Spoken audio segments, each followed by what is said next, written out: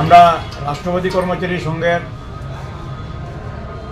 পক্ষ থেকে রাজ্য সরকারকে আজকে ধন্যবাদ জানাচ্ছি। এর কারণ হলো আমাদের 14 দফা দাবি নিয়ে আমরা গত 19শে নভেম্বর মাননীয় অর্থমন্ত্রীর নিকট যে ডেপুটেশন প্রদান করেছিলাম, এর মধ্যে একটা জলজন্ত ইস্যু ছিল যে আমাদের যে অ্যাডক প্রমোশন তা নিয়ে বিস্তারিতভাবে আলোচনা করেছিলেন আমাদের মাননীয় সভাপতি শ্রী দীপেন ভৌমিক মহাশয়, এবং ওই ডেপুটেশনে আমাদের সঙ্গে ছিলেন সম্মানিত ট্রেজারার শ্রী প্রদীপ দেবনাথ মহাশয়।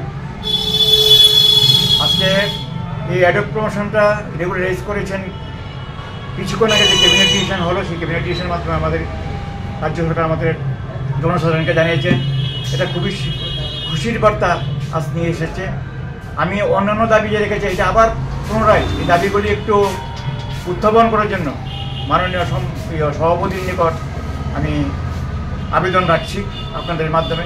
রাষ্ট্রপতি কর্মচারী অ্যাকচুয়ালি শিক্ষক কর্মচারীদের নিয়েই কথা বলে, এবং শিক্ষক কর্মচারীদের দাবি দেওয়া নিয়ে যে কথা বলে সেটা আজকে পরিষ্কার হয়ে গেল। রাজ্য সরকার আমাদের যে অ্যাকচুয়ালি আমাদের পক্ষে এবং আমাদের সাথে যে আছে সেটা আমি আজকে পরিষ্কার হয়ে গেল। ওরাও চাই শিক্ষক কর্মচারী উন্নয়নে শারীরিকভাবে কাজ করতে। আমি দীপেন ভৌমিক মহাশয়কে বলবো কিছু আজকে বলার জন্য ওনাকে। নমস্কার। আমরা রাষ্ট্রপতি কর্মচারী সংঘের পক্ষ থেকে মাননীয় অর্থমন্ত্রীর সহিত যে 14 দফা দাবি নিয়ে আমরা সৌজন্যমূলক সাক্ষাৎ করেছিলাম গত 19শে নভেম্বর। উনি আমাদের এই 14 দফা দাবির মধ্যে গুরুত্বপূর্ণ কয়েকটি দাবি অতি শীঘ্রই কার্যকরী করবেন এই আশ্বাস আমাদেরকে উনি দিয়েছিলেন। ওনার এই আশ্বাস মোতাবেক আজকে আমরা দেখলাম সারা ত্রিপুরা রাজ্যের যে 2021 সাল থেকে 13,082 জন কর্মচারী প্রমোশন পেয়েছেন, অ্যাডক প্রমোশন, তাদের এই অ্যাডক প্রথা তুলে দিয়ে তাদেরকে প্রত্যেককে নিয়মিত করেছে।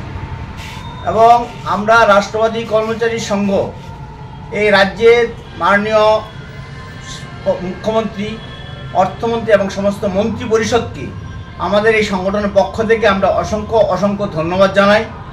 আমরা ধন্যবাদ জানাই রাজ্যের জনপ্রিয় মুখ্যমন্ত্রী এবং অর্থমন্ত্রীকে, যারা এই কর্মচারীদের স্বার্থে এই সদর্থক ভূমিকা পালন করেছেন।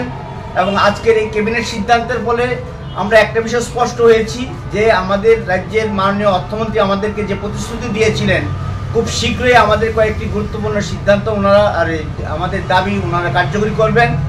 তা ওনারা যে আজকে একটা দাবি কার্যকরী করার মধ্য দিয়ে ওনারা আমাদের এই যে আমাদের দাবি, এই দাবিকে ওনারা সমর্থন জানিয়েছেন।